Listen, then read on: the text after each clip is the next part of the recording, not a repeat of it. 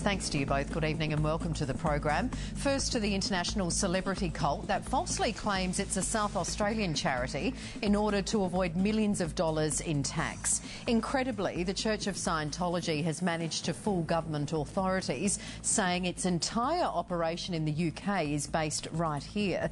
But in a pathetic backdown, the SA Office of Consumer and Business Affairs has given up chasing them because they don't have the resources or the willpower to take them on. Here's Brian Seymour. Look, this is just not good enough. This involves literally hundreds of millions of dollars.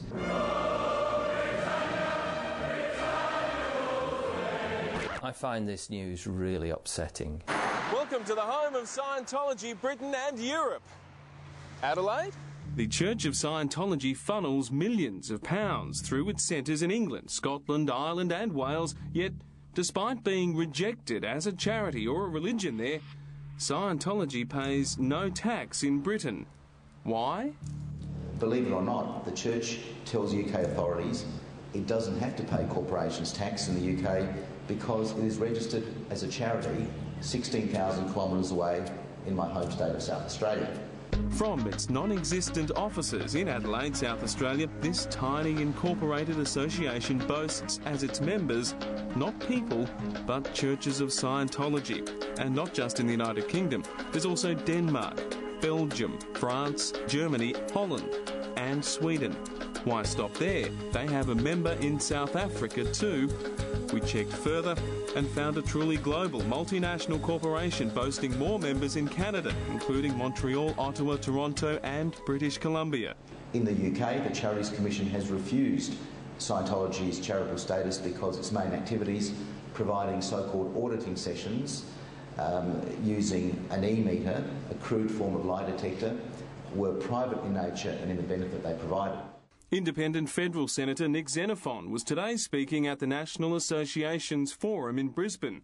In his keynote address, he outlined how authorities in South Australia have allowed Scientology to do whatever they like. The South Australian Office of Consumer and Business Affairs, the supposed watchdog, should be monitoring COSRECI's financial returns to monitor where the tens of millions of dollars that flow through the organisation go. And in the last 30 years, literally hundreds of millions of pounds have gone to that organisation.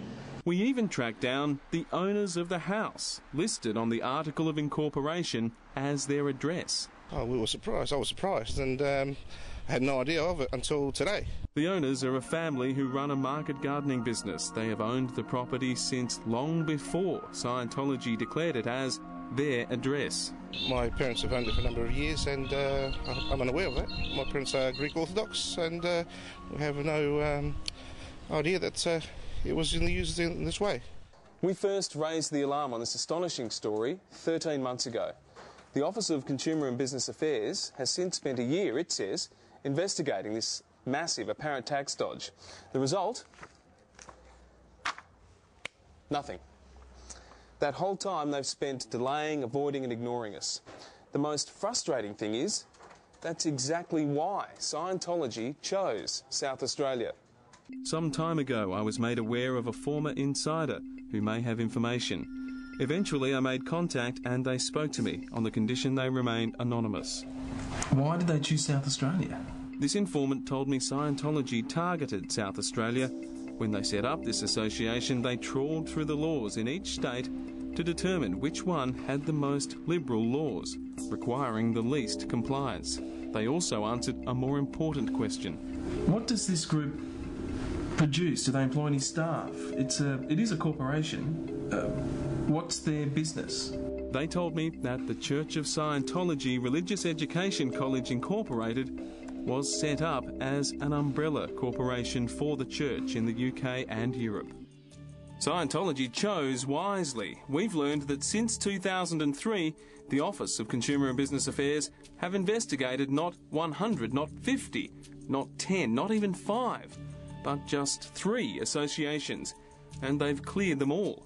The one thing South Australian authorities did do was to make Scientology finally file audited accounts, though only for the years 2008 and 2009. Here they are, all too brief. They failed to provide any detail about massive payments. It has no ABN, has never traded in South Australia, is not entitled to any tax concessions here. The officers of this South Australian group all live in Britain. They provide no services in South Australia, and their claim to be a charity has been proven false. The end result is that this cult has been able to flourish overseas because South Australian authorities haven't done their job. Still, the Office of Consumer and Business Affairs has decided to drop the whole thing. My response to that is quite simply rubbish. Who do they think they're kidding? Presumably they're kidding themselves. They didn't file a return for 30 years, and when they did file returns in the last 3 years, they contained holes big enough for Tom Cruise's ego to fit through. Today, at long last, we brought the whole sorry mess to the attention of the Attorney-General, Deputy Premier John Rao. Well, if what he's saying is correct, there's obviously, first of all, at least some deception going on, and that may be costing the Australian taxpayers or British taxpayers, or perhaps even both, money, and that's obviously a matter for concern. South Australian bureaucrats are one reason this organisation has been able to continue to victimise so many of its followers. And ultimately the State Minister for Consumer Affairs, Gail Gago, is responsible, and I'm hoping to meet with her very soon to discuss this further. Well, the first thing I'm going to do is try and get a report on exactly what Akbar has been doing, and then I think it would be appropriate after that to examine the particular allegations that Nick Xenophon is making. We've tried to meet with Gail Gago. Her staff have avoided us, perhaps thinking that we'd just give up. I've dealt with Minister Gago. She's an honourable person. She has within her power to sort out this mess. She's not to blame for this. This has been going on for 30 years under successive Liberal and Labor governments. Scientology has been counting on it. Will they now be held to account? I think that's a very good question. I think Nick's raised an important issue, and on the face of what he's had to say, it's very disturbing.